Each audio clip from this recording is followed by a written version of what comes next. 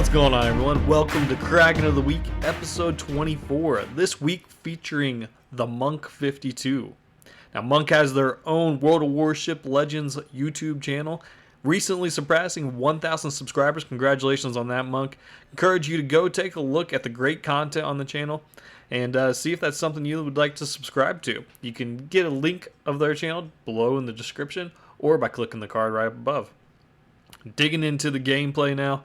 We have a game of domination on fault line, and Monk got spawned on the south central spawn point. You can see driving the tier 6 premium Russian battleship Poltava and doing the right thing. So when you play this map, typically you will see the team that is spawned on this south central position go to the west by default, often leaving Bravo alone.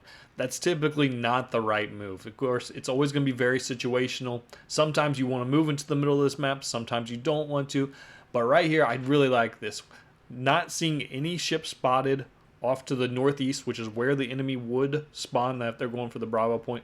So Monk is using the island to his east here as a little bit of cover, and then getting these crossfires set up for the team that's moving into A.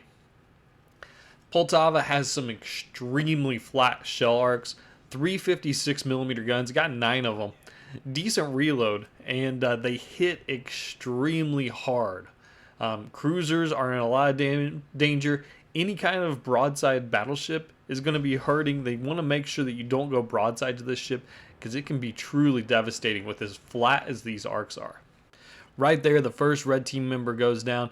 And we saw the AFK Benson come and wake, but really the big part about this play is the Belfast getting into the middle. Now the Belfast is one of the unique cruisers that has a full smoke screen plus radar. Such a killer combination. So they're making sure to get themselves into prime position to use that smoke radar combo. Meanwhile, Monk goes ahead, rolls into Bravo. You see there's still no ship spotted until right then. There is the battleship, the Byron, that is spotted, but the Byron's guns are pointed back towards the other blue team members that are to the south of the Charlie point. So Monk goes ahead, focuses his attention back on the cruisers north of A, and look at that beautiful dispersion on the Poltava, and a devastating strike, kill number 1, already up to 41,000 in damage, just barely 3 minutes into the game. So this ship is showing what it's capable of. Here, the Belfast that we had seen earlier coming back in, but once again, that Belfast using that defensive smoke screen. Unfortunately for them, Monk has a friendly Belfast right here and has that radar consumable, has the AP loaded in the chamber, and right there, a broadside Belfast. Gonna get back-to-back devastating strikes to start it off and eliminating one of the biggest threats from the enemy team by getting the Belfast off the board. While that was going on, the Belfast and Monk were able to go ahead, capture the Bravo point. The blue team over on the west did a great job. They have Alpha, so at this point, it's time to start moving to the east where the red team has just started to amass. Now, the one big issue with moving all together like this is that it allows the enemy team, this time it allows a Monk to get these crossfire angles. And right there, a decently well-angled Byron that has some decent armor as well. Still getting 5 penetrations all on the superstructure. And at this point, the Byron is not very long for this world. Has 4 different ships firing shells at him. And right here, the AP from the Poltava is going to finish the job. Even getting an overpin, and that is kill number 3. 75,000 in damage so far.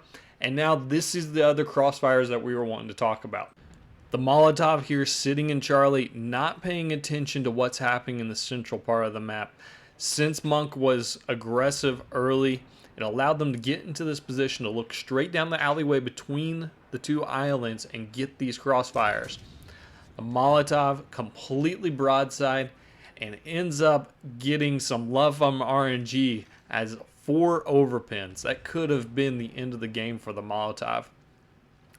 But the Molotov doesn't learn from their mistakes. Rather than staying back behind the island, kicks it back into forward, right back into the firing lane. And just before Monk's able to get his salvo off, right there, and the Molotov goes down. You can see now with only 3 enemy ships remaining, the red team is absolutely reeling. The Maz is sitting down to the south. You see they were last spotted just in the middle of the cap. Careful, Atlanta, But right there, we also saw the coming Gneiss now starting to come around the Who's down corner a inside? little bit, but the Atlanta is sitting there ready to ambush them. Monk realizes the Gneiss now is coming around, goes ahead, starts swinging the guns right here. The Gneiss now has some great awareness. You can see Monk only is spotted there at the end, but the Gneiss now had already begun the turnout and did a really good job there by the enemy ship, just maintaining some of their health pool and really making that salvo obsolete from Monk. However, you can see the Surrey had not moved, pushed up any. If they had pushed up, they could have made this a little bit more interesting, maybe gotten a couple more kills. Instead, deciding to just sit back. The Belfast going with an aggressive play here. The Surrey is equipped with the torpedoes, most likely shooting them right in that gap between the islands. So I would have been slowing my roll a little bit if I was the Belfast, but they go ahead, push in there. Right there, we do see the enemy destroyer pop up. It's safe to say that most likely the Atlanta is using their radar charge at that time to spot them. Unfortunately, there are no good lines of sight on that destroyer to finish them off. Right here, we see the Surrey kicks it back into forward. Belfast does use their smoke screen. Unfortunately, from this distance, they're probably going to go ahead and get spotted. The minimum detection range, unless they're using AL Belfast and having them maxed out. Fortunately, though, Monk is able to get the AP shells right on the hole, and right there is kill number 4. Great job by both ships, also getting out of the way of the torpedoes and really just being a menace to that Surrey. Really frustrating play. They thought they were going to get something that was most likely a YOLO torp run. Unfortunately, they come up empty-handed.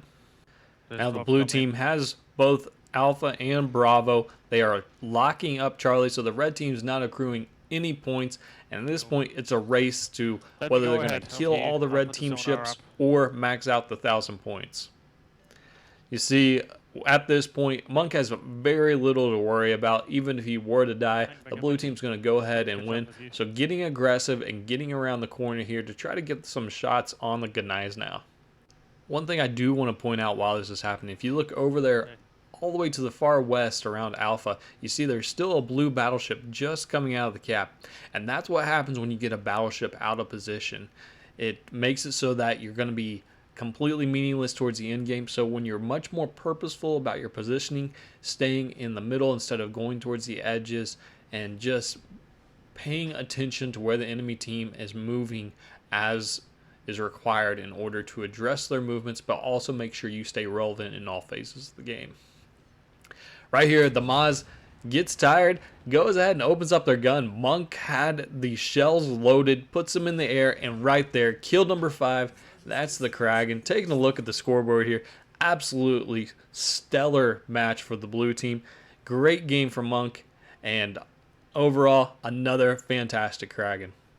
Well, that's all we have for this one. If you have your own footage you would like to submit, follow the link down below to the Google form. You can also send it directly to my Discord. If this is your first time coming to the channel, consider hitting subscribe. We'll have a lot more videos coming at you shortly. Have a good one.